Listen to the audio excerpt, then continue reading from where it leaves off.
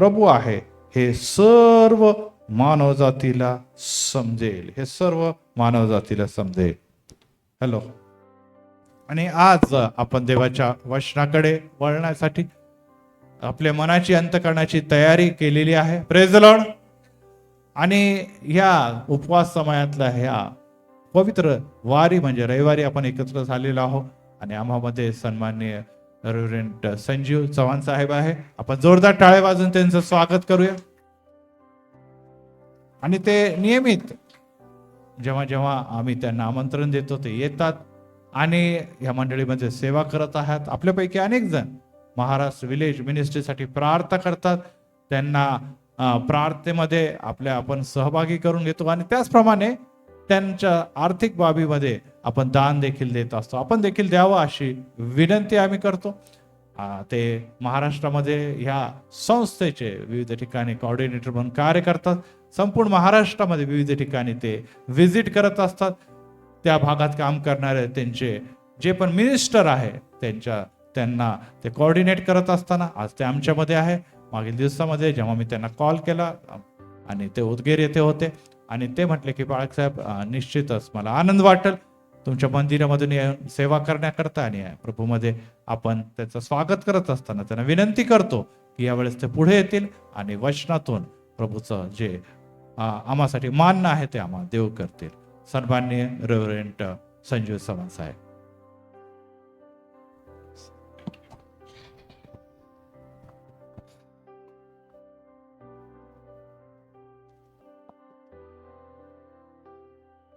Thank you पाळक साहेब. खूपच तुमच्या या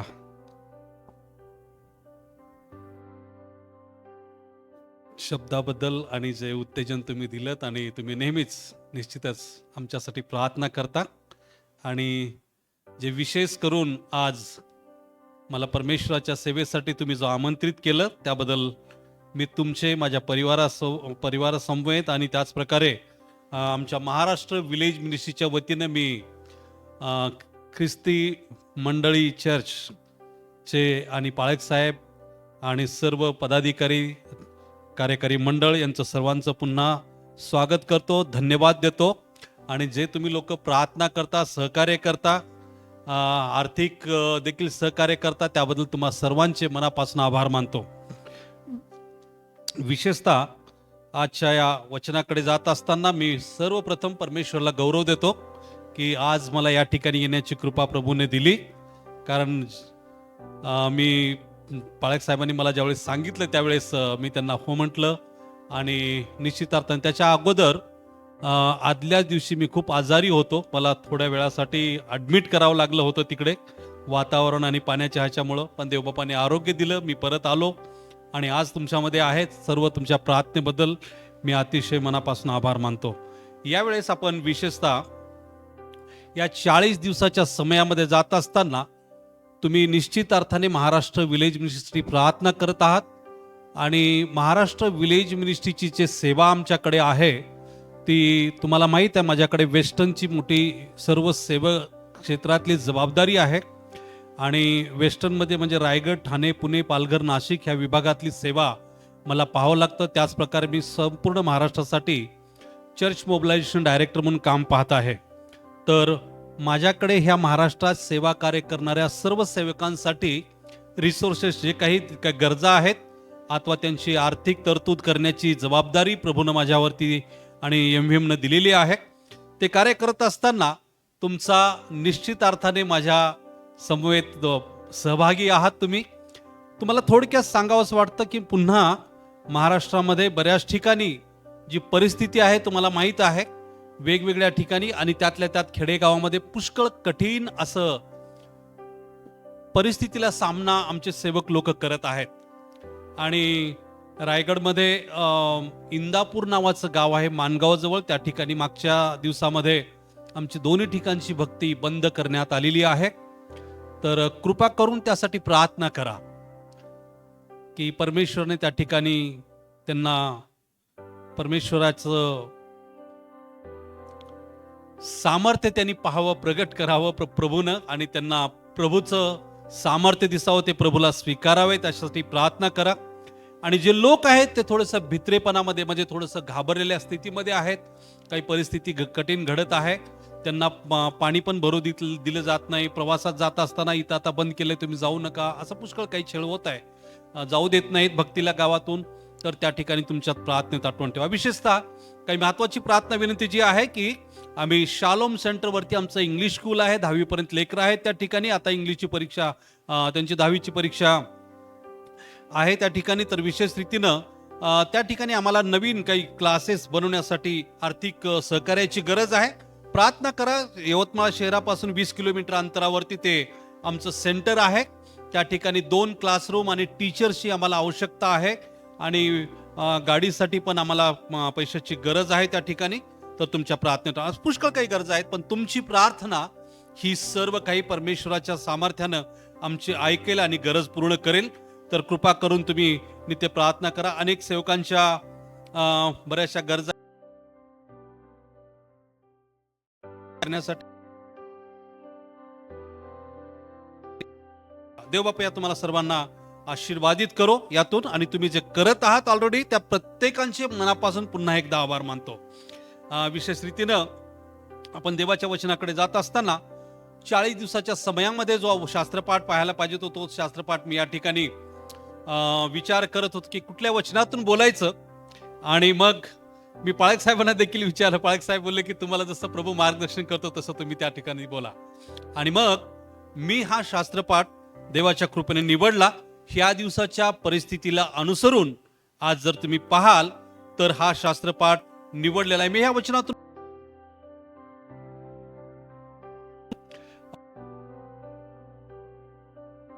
मध्ये जेव्हा शिकण्यासाठी होतो त्यावरती देखील अभ्यासक्रम थोडासा चांगल्या रीतीनं केला होता बीडीच्या माझ्या शिक्षणाच्या दरम्यान. आणि पण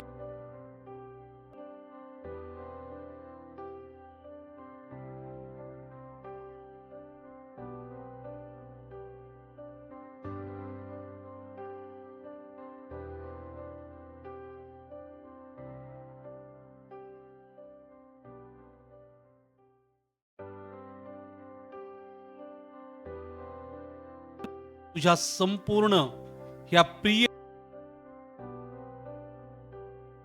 दिलीस किती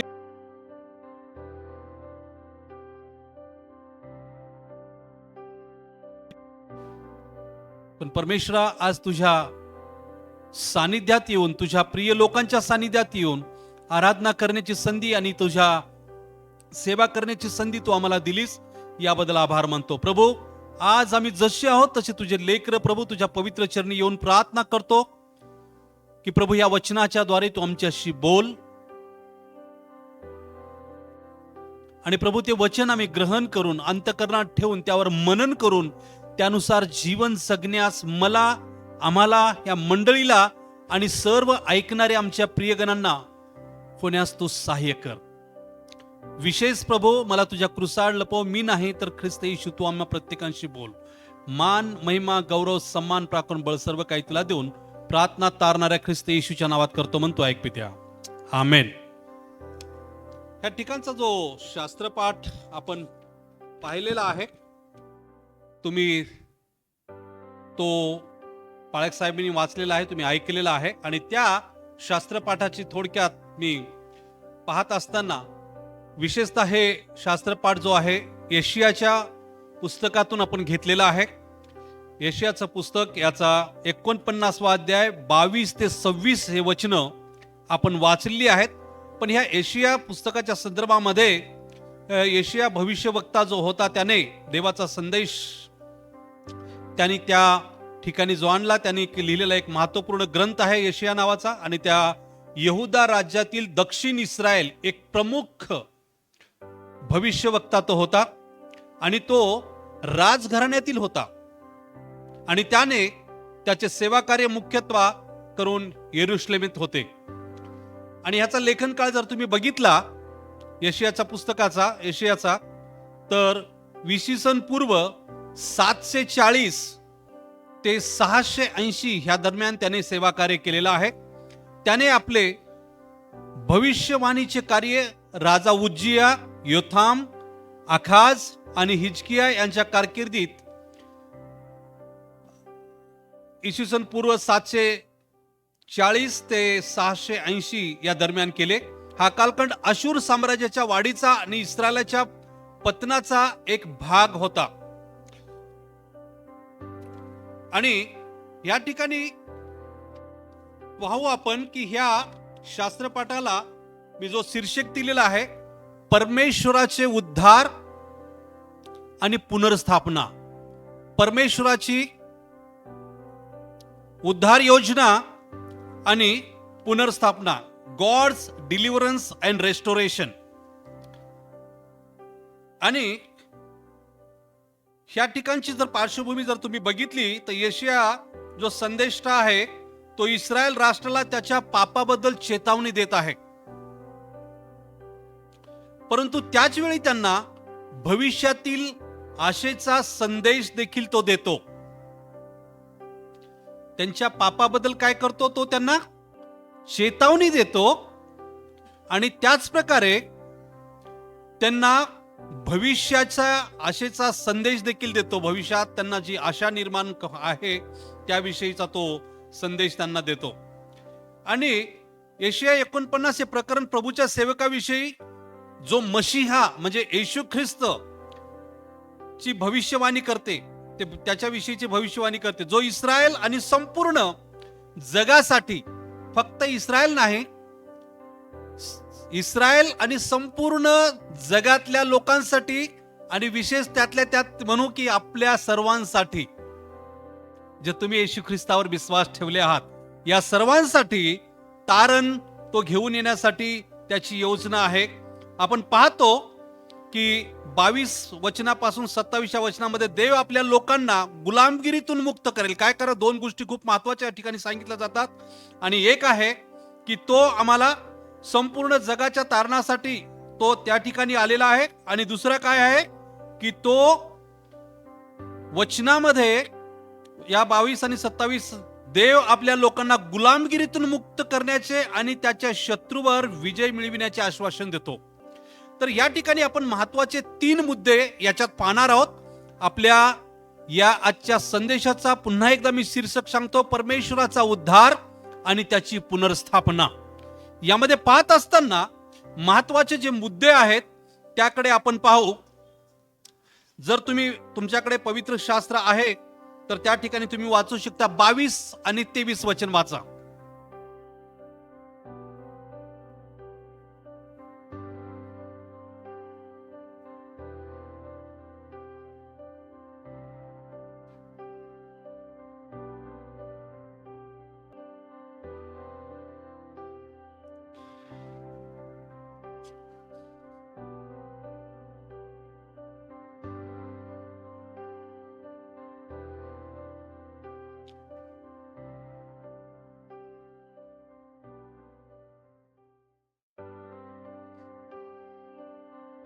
प्रेज द लॉर्ड, थँक्यू.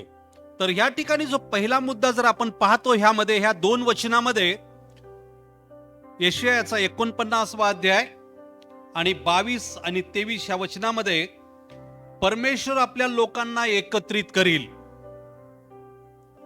काय सांगतो या ठिकाणी? परमेश्वर आपल्या लोकांना एकत्रित करील. जर परिस्थिती तुम्ही पाहिली तर ह्या वेळेस इस्रायल सर्व राष्ट्रामध्ये वेगवेगळ्या ठिकाणी पांगलेले पण होते आणि त्याच प्रकारे विशेष करून बंदिवानात होते.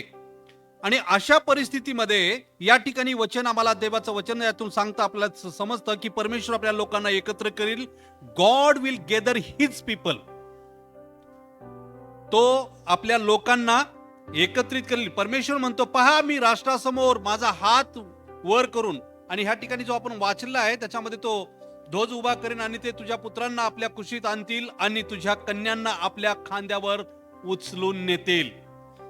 आणि दुसरे लोक त्यांना मदत करतील. ह्या ठिकाणी असे या प्रकारे करत परमेश्वर त्यांच्याकडून करून घेईल. जे शत्रू आहेत अथवा जे त्यांना मानत नाहीत असे लोक देखील त्यांना काय करतील? सहाय्य करतील आणि त्यांना परमेश्वर त्या ठिकाणी एकत्रित करेल असं या ठिकाणी सांगितलेलं आहे. परमेश्वर इस्रायल लोकांना वचन देतो की आपल्या विखुरलेल्या लोकांना तो परत आणेल.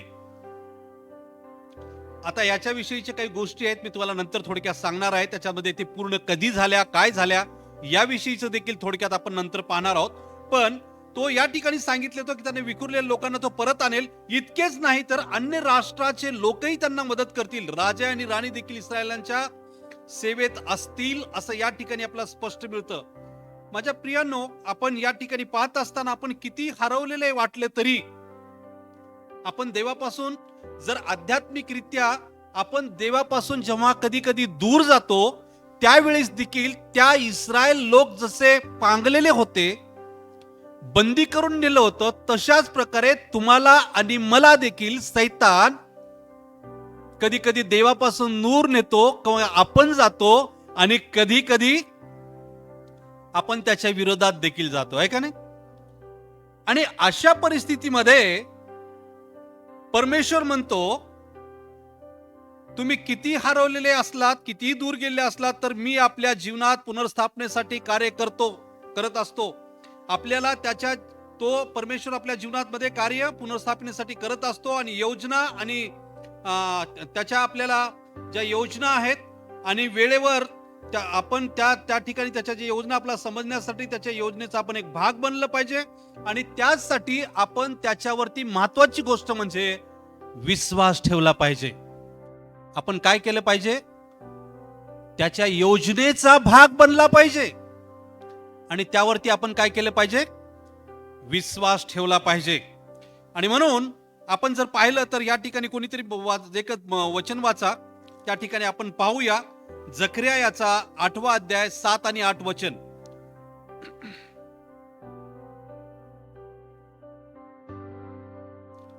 जकर्या याचा 8वा अध्याय 7 आणि 8 वचन.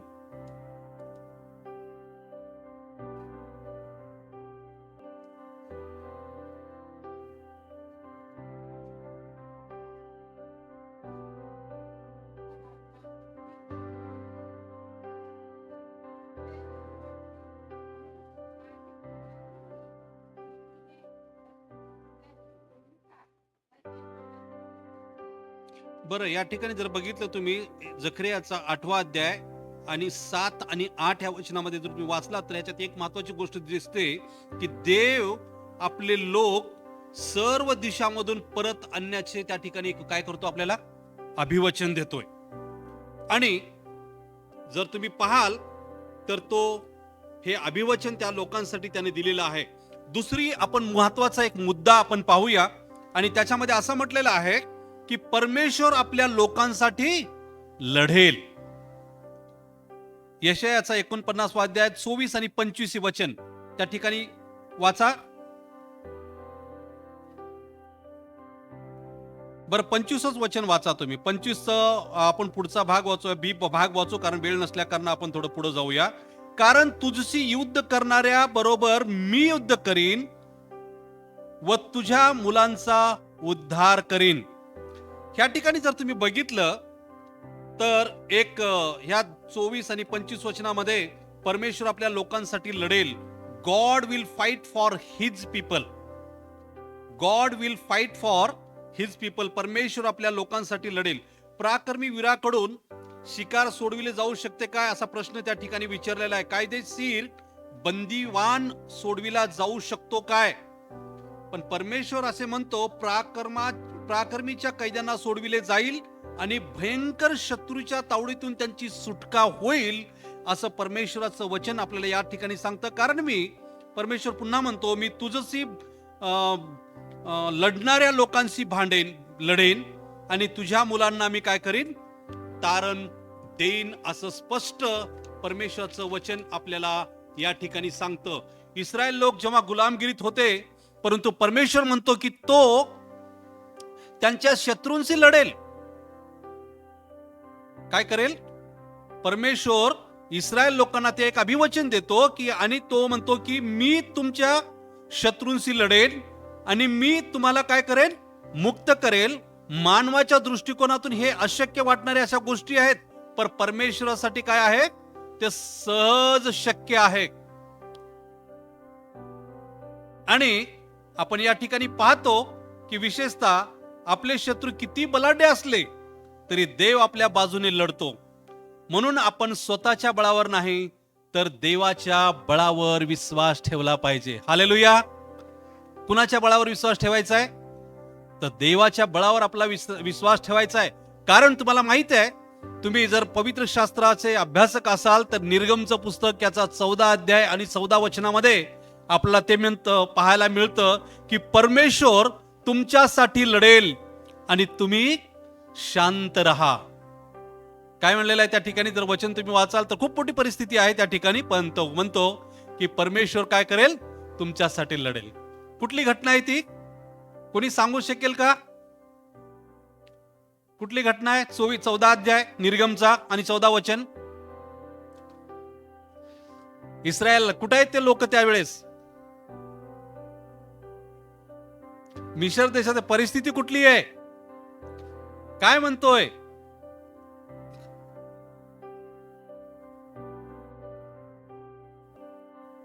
पाठलाग करत आहेत. कोण?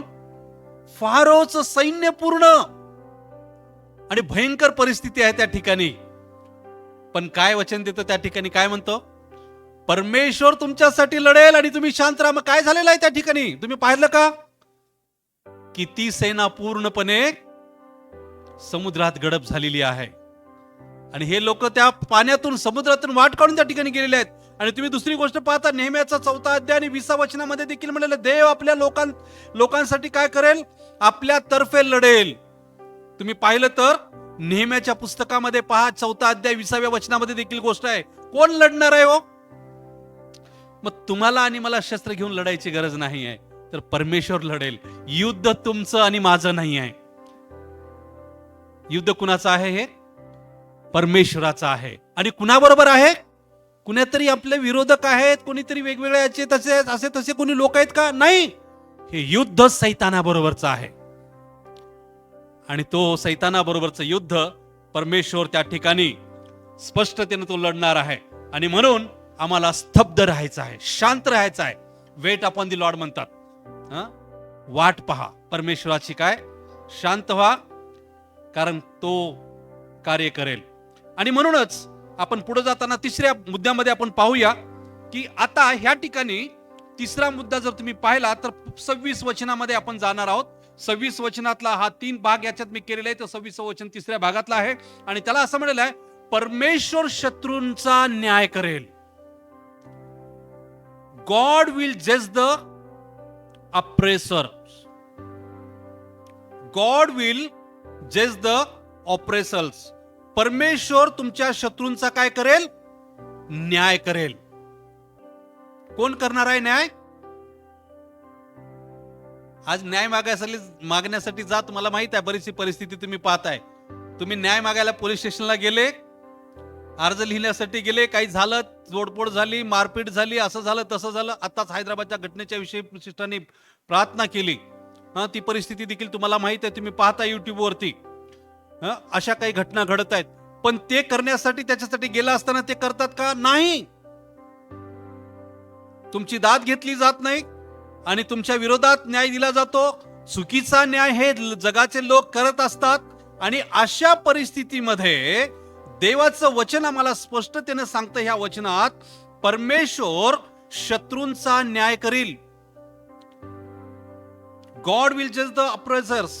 जे तुमचे विरोध करणारे आहेत अथवा जे तुमच्या विरोधात आहे, तुमचं काही हे करतात, त्यांचा न्याय परमेश्वर करणार आहे. आणि म्हणूनच त्या ठिकाणी म्हणलं, मी तुझ्यावर अत्याचार करणाऱ्यांना व त्यांच्या स्वतःच्या, आता या ठिकाणी तर खूप खूप शब्द खूप कडक घातलेले आहेत. त्या शब्दाकडे तुम्ही वाचला तर बरं राहील. त्या ठिकाणी म्हणजे मांस खाऊ घालीन, ते आपल्या स्वतःच्या रक्ताने मद्यपान केल्याप्रमाणे तृप्त होतील. पण संपूर्ण जगाला समजेल की मी परमेश्वर तुझा तारण करता आहे आणि याकोबाचा बलाढ्य परमेश्वर आहे. या ठिकाणी काय सांगितलेलं आहे की परमेश्वर तुझा त्राता, तुझा उद्धार करता, याकोबाचा समर्थ प्रभू हे सर्व मान आहे. हे सर्व मानव जातीला काय होईल? समजेल. कसं? त्याच्या न्याय करण्यामुळं. तो निश्चित अर्थाने तुम्हाला न्याय करता आला नाही, तुम्हाला कोणी न्याय दिला नाही, तर परमेश्वर निश्चित अर्थाने त्या ठिकाणी तो न्याय करेल. आणि म्हणूनच आपल्या लोकांना, विशेषतः जे अत्याचार करणारे आहेत, शत्रूंना कठोर न्याय होईल. हे सर्व जगाला आणि उमजेल की इस्रायलाचा देव सर्वश्रेष्ठ आहे आणि सर्व शक्तिमान आहे. Hallelujah, hallelujah. बऱ्याच ठिकाणी हे उदाहरण आपण पाहतो. तुमच्या जीवनात देखील बऱ्याचशा घटना घडल्या असतील, तुमच्या जीवनात देखील अशी झाली असणार. निश्चित अर्थाने परमेश्वर तुमच्या बाजूने, निश्चित अर्थाने इतर जे तुमच्या विरुद्ध अन्याय करणाऱ्या लोकांचा न्याय निश्चित केला असेल तुमच्या जीवनात. तुम्ही आठवा, तर तो परमेश्वर करेल, पण तुम्हाला त्यांच्यासाठी सूड घ्यायचा नाही आहे. तुम्हाला सूड घ्यायचा आहे का? नाही. तर परमेश्वराच्या न्यायावर विश्वास ठेवायचा आहे. काय करायचं आहे? परमेश्वराच्या न्यायावर विश्वास ठेवायचा आहे. तो योग्य वेळी आपल्या शत्रूंना उत्तर देईल. आणि तेच आपण पाहतो. रोमकराचं पत्र याचा 12 अध्याय आणि 19 वचन भेटलं तर कोणीतरी वाचा.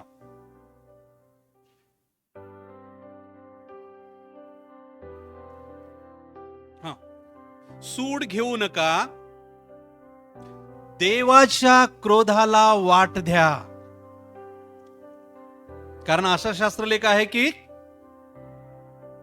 सूड घेणे कोण म्हणतंय? हे परमेश्वर म्हणतोय. सूड घेणे काय माझ्याकडे आहे,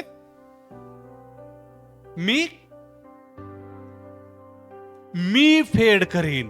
हालेलुया. खूप सुंदर वचन त्या ठिकाणी आहे का नाही? आणखी असे कोण म्हणताय?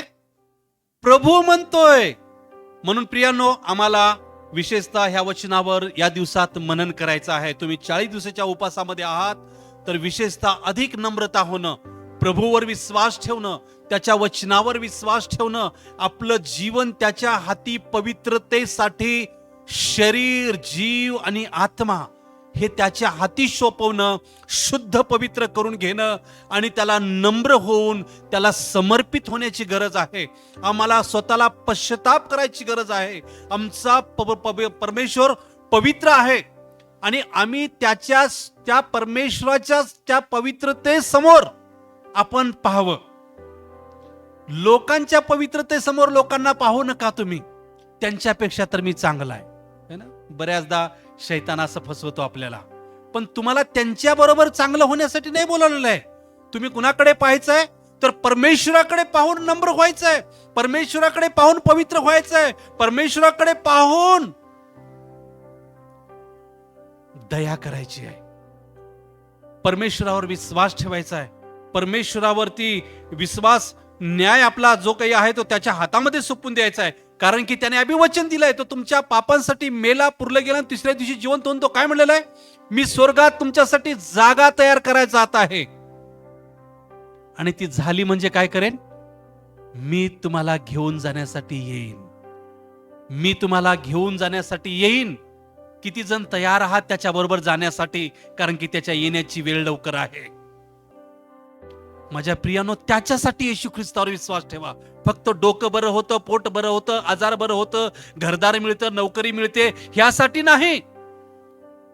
तर आम्हाला सार्वकालिक जीवनाचं वतन ह्या जगात कोणीच नाही, पण प्रभू येशू ख्रिस्त देतो. आणि ते मिळेपर्यंत, तो येईपर्यंत, आमचा पूर्ण वियोग होईपर्यंत आम्ही त्याच्यावर विश्वास शेवटपर्यंत ठेवणं अत्यंत गरजेचं आहे. Hallelujah, hallelujah. म्हणून दुःख असेल, संकट असेल, समस्या असेल, आजार असेल, छेड असेल, निंदा असेल, नालस्ती असेल, काही असेल, ख्रिस्त येशूमध्ये विश्वासू राहा. कारण की त्याचं प्रतिफळ खूप मोठं आहे. आणि जोपर्यंत छेड त्रास होत नाही तोपर्यंत आम्ही अधिक प्रभूच्या जवळ जात नाही. घाबरू नका. परमेश्वर त्या सर्व, तुम्हाला एखाद्या वेळेस परिस्थिती आली तरी त्यातून सांभाळण्यासाठी तो शक्ती, सामर्थ्य, बळ, आरोग्य सर्व काही तो देतो. म्हणून त्याच्यावर विश्वास ठेवा.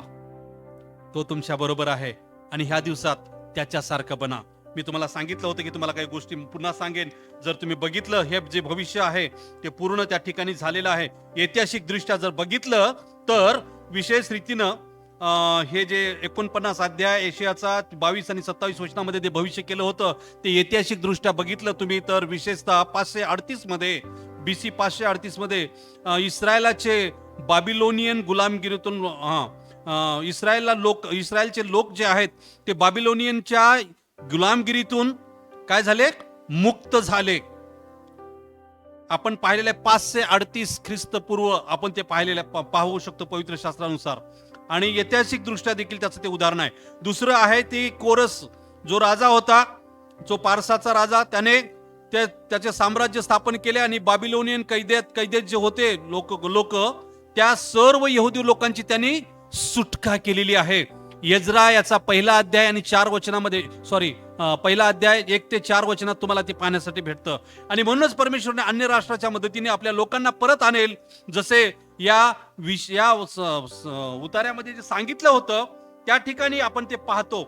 आणि म्हणूनच विशेष रीतीनं दुसरी महत्वाची गोष्ट की आपण पहिले ऐतिहासिक घटना पाहिली, दुसरं प्रभू येशू ख्रिस्तामध्ये ती पूर्णता झाली. प्रभू येशू ख्रिस्तामध्ये देखील त्याची पूर्तता झाली. यशायाचा 24-25 जे वचन आहे त्याच्यामध्ये परमेश्वर म्हणतो की मी कैद्यांना सोडवेन. आणि येशू ख्रिस्ताने पापाच्या व मृत्यूच्या गुलामगिरीतून लोकांना सोडविले. त्याच्या क्रूसावरील मृत्यू आणि पुनरुत्थानामुळे आपण उद्धार आणि मुक्ती प्राप्त करतो. आणि विशेष रीतीनं या ठिकाणी आपण पाहतो की लूका शुभवर्तमानाचा 4 अध्याय आणि 18 वचनामध्ये प्रभू येशू ख्रिस्त म्हणतो, मी गरिबांना सुवार्ता सांगण्यास, बंदिवानास मुक्त करण्यास आणि अंधांना दृष्टी देण्यासाठी आणि पीडितांना सोडण्यासाठी प्रभूने मला अभिषेक केला आहे, असं तो त्या ठिकाणी सांगतो. आणि त्यांनी ते केलं प्रियानो.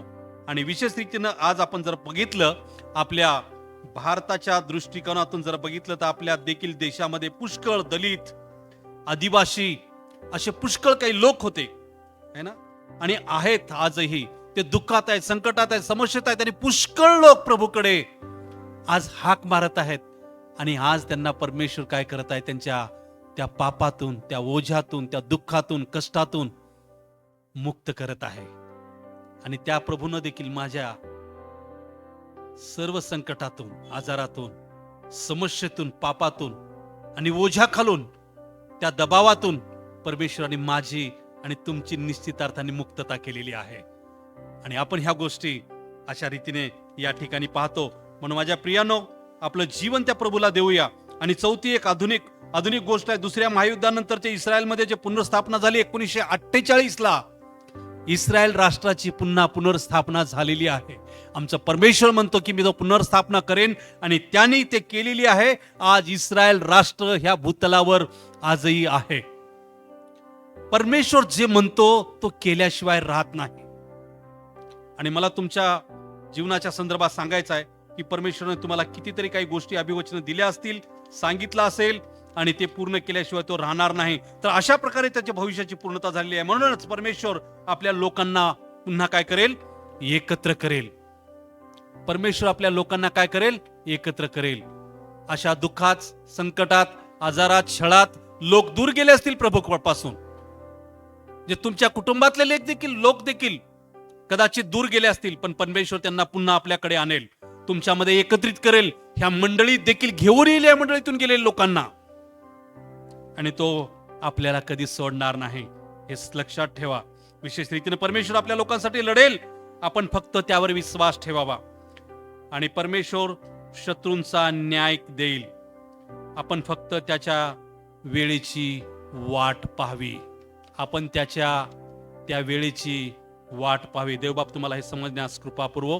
आपण प्रार्थना करू. मी पालक साहेबांना पुढचा वेळ देतो, आपल्यासाठी प्रार्थना करते.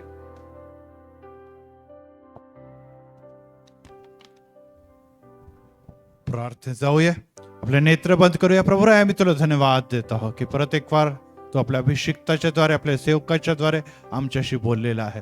जे आम्ही म्हटलं पवित्र आत्मा मुझे ले जाए यीशु के चरणों में, खरोखर आज येशू आम्ही तुझ्या चरणी आलेलो आहे. कारण की जग व जगातल्या सर्व गोष्टी आम्ही जेव्हा बघतो, जेव्हा आम्ही पैतृपित्या आपल्या पूर्व देशांकडे बघतो, भूकंप आहे पैतृपित्या, राष्ट्राचे राष्ट्र उद्ध्वस्त होत आहे, हजारो लोक दाबले गेलेले आहे, मोठं संकट उद्भवलेलं आहे. अशा समयी आम्ही देखील फार सुरक्षित आहोत असं देखील नाही. कधी देखील कोणतीही समस्या आम्हाला गिळंकृत करेल हे आम्हाला माहित नाही. परंतु देवा, एक महान विश्वास आमच्यामध्ये आहे की आमचा देव जो काही बोलतो ते पूर्ण होतं. आम्ही संकट, समस्या, वादळ यांना तुडवत जाणारे, पुढे चालणारे लोक आहोत.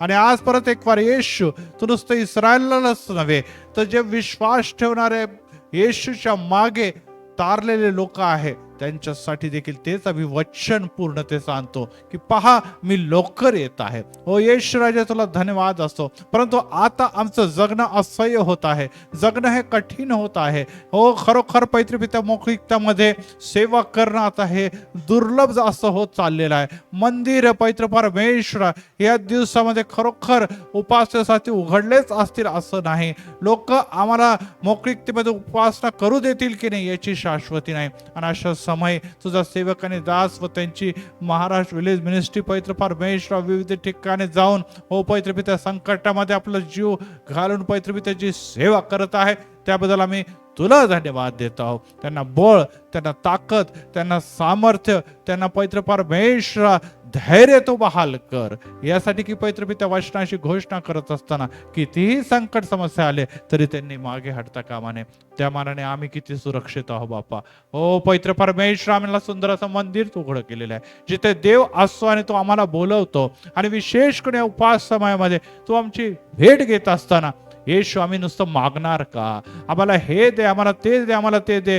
परंतु पवित्र पित्या अनेक लोक आहेत ज्यांना काही नाही तरी देखील तुझी सेवा करतात, तुझ्यासाठी ते झटतात. आपलं जीवन, आपलं कुटुंब निश्चितच आर्थिकरित्या पवित्र परमेश्वर धडपडत असताना तरी देखील येशू तुझं नाव ते काढत नाही. आम्हाला तशी वेळ कधीही आली नाही तरी देखील आम्ही मंदिराकडे दुर्लक्ष करतो, तुझ्याकडून तोंड फिरवतो आणि आम्ही अपेक्षा करतो की देवाने आम्हाला आशीर्वाद द्यावा, आमच्या समस्या घालवाव्या, आम्हाला सुखी ठेवावं, आम्हाला सर्व प्रकारची बरकत द्यावी. कशा प्रकारे पित्या ओ पवित्र पित्या या दिवसामध्ये आम्हाला वेळ नाही मंदिरासाठी, आम्हाला वेळ नाही येशूसाठी, आम्हाला वेळ नाही सहभागितेसाठी, आणि आमच्या अपेक्षा तर फार मोठ्या आहे. उपास समयामध्ये पित्या आम्हाला ती सुबुद्धी शहाणपण दे.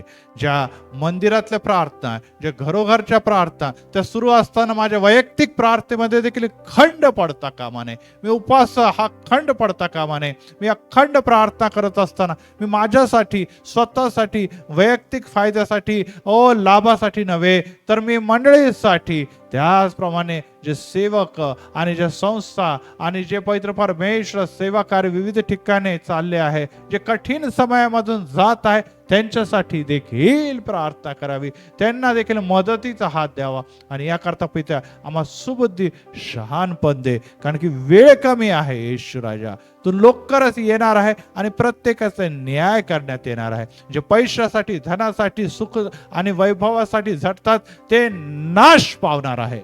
आणि की येशू राजा या सर्व गोष्टी जळून भस्मसात होणार आहे, परंतु टिकणार धार्मिकता आणि नीतिमत्व जे आम्ही जपलेलं आहे. आणि ती धार्मिकता आणि नीतिमत्व आम्हाला ह्या गोष्टीकडे खुणवत आहे की तू जर धार्मिक आहे, तू जर प्रार्थनाशील आहे, तर तू निश्चितच दुःखनाईतांसाठी, अडचणीत असलेल्या लोकांसाठी प्रार्थना कर, ज्यांची मदत कर, आणि समाजासाठी जे विरोधक आहेत त्यांच्यासाठी देखील तू प्रार्थना कर.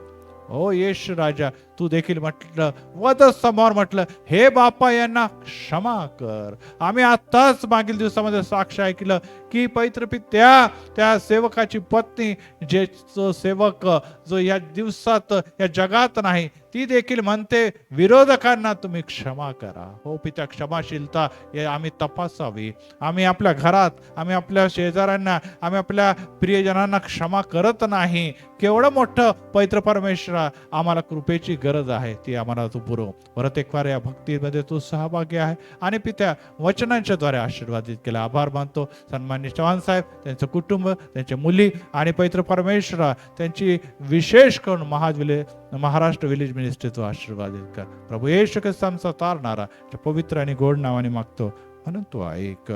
आमेन.